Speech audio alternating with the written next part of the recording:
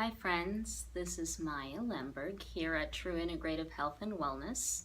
I'm a psychotherapist and I've been putting up videos weekly, bi-weekly, monthly about some of the ongoing topics that come up in my therapy sessions and some insights, bits of wisdom, techniques that I feel could be helpful to all of you.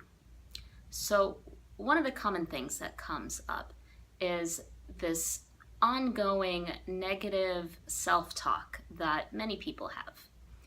I call this the inner critic.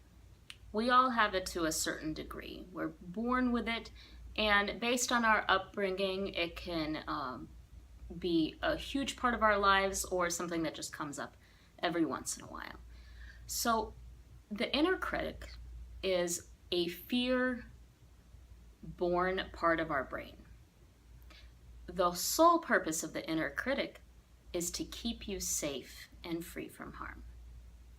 So it has a very important job to do. If you were constantly taking risks that were very dangerous, you would not survive to pass on your genes. So this can manifest as anxiety, and it all has a very important purpose. It's your survival. However, the critic thinks that it's more powerful than it actually is. If you have parents that were particularly critical of you, it might manifest as criticism that has their voice, has your family's voice on it, and it could sound a little bit something like this. You can't do that. You don't know how to do that. You don't have enough information, education, you're not smart enough, you're not pretty enough, you're not skinny enough, you're not qualified enough, you're not capable enough, you always do this, you're never going to succeed, so on and so forth. When does it come up? It often comes up when you are about to embark on something new, a new project, a new idea, a new job, a new romantic interest. Even going to a place that you've never been to puts you out of your comfort zone. The critic likes comfort, does not want anything to change. It wants for you to be exactly where you're at, in a nice little safe contained box where you are safe. So anytime anything new happens that can help you grow, this triggers a lot of inner criticism and a lot of anxiety typically. So the first thing that we need to do is first realize that this is not who we are. We are not inherently self-critical, self-deprecating negative people. It is a natural part of human instinct.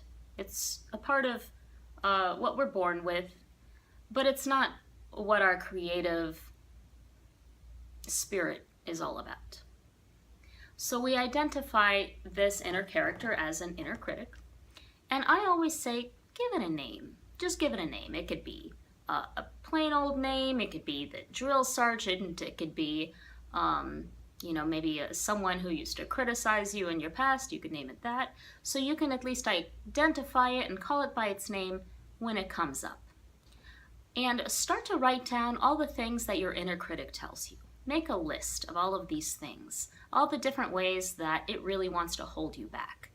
And some of you might find that your inner critic is really pretty nasty.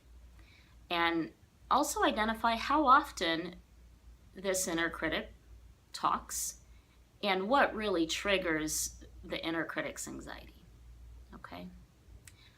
I also find it helpful to draw a picture of the inner critic. So we're really seeing who this character is, what its name is, what it looks like, what it says, and when, right? So at that point, we need to acknowledge that every part of ourselves is intelligent and has a very clear purpose. So we don't want to shun any part of ourselves. If it's within us, that's okay, it has a right to be there. So we start a dialogue with the inner critic. And what I invite you to do is tell your inner critic, I acknowledge you, I see you, thank you for showing up. I know that your purpose is to keep me safe and free from harm. and you do such a good job at this. However, I have things under control right now. So you can join me in this journey. You could join me in this ride. However, you are not allowed to drive. You are not allowed to think that you have any control, that I will take any suggestion whatsoever. You can just sit by me and I will acknowledge you, and I will hold you when you're scared, and I will make you feel safe. So we're giving this character that's born out of fear what it needs, which is safety and protection.